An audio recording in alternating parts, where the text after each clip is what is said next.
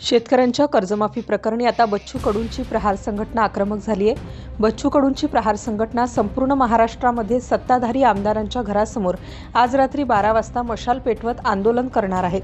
तर नाशिकमध्ये आज कृषी मंत्री माणिकराव कोकाटेंच्या घरासमोर स्वतः बच्चू कडू मशाल घेऊन आंदोलन करणार।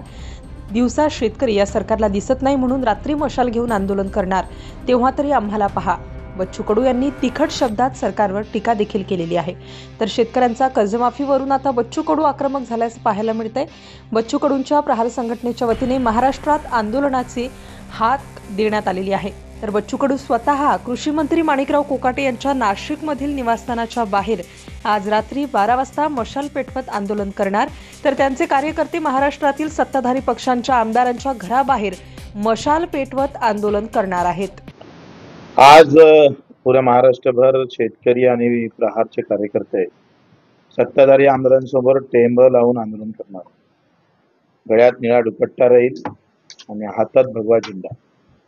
महात्मा फुले जयंती आहे आणि पुढे बाबासाहेब आंबेडकरांची जयंती आहे, मदत हनुमानजी आहे। अशा जयंतीच्या पर्वावर हे आंदोलन ज्या शेतकऱ्याची दिवाय गेला, दिव्यातली वातही गेली, केलंही गेलं। सरकारच्या दप्तरी आणि बजेटमध्ये सरकारजवळ 30-40 हजार कोटी सुद्धा खर्च आले नाही असं सांगून बाहेर निघण्याचा जो प्रयत्न करत आहे, प्रभू रामचंद्राची शपथ घेऊन आमच्या देवेंद्रजींना मूर्तिजापूरला सांगितलं होतं का 7-12 कोरा कोरा कोरा असं म्हणत घोषणा केली होती आणि मतं घेतले होते। तो 7-12 कोरा करण्यासाठी हे आंदोलन आम्ही करतो आहे।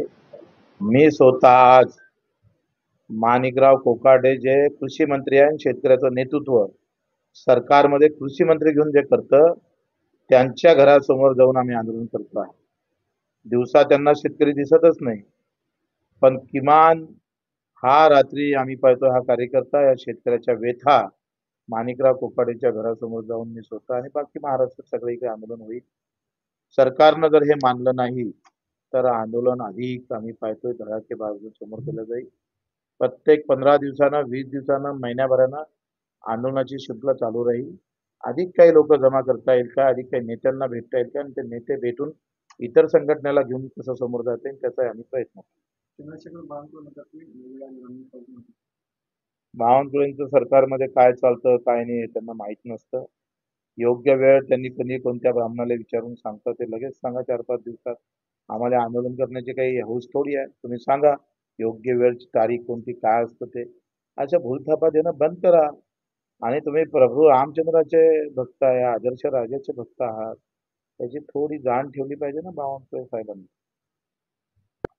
राज्यासह गावखेड्यातील वेगवान घडामोडी पाहण्यासाठी आजच आमच्या जनविकास न्यूज चॅनलला लाईक, सबस्क्राईब करायला विसरू नका।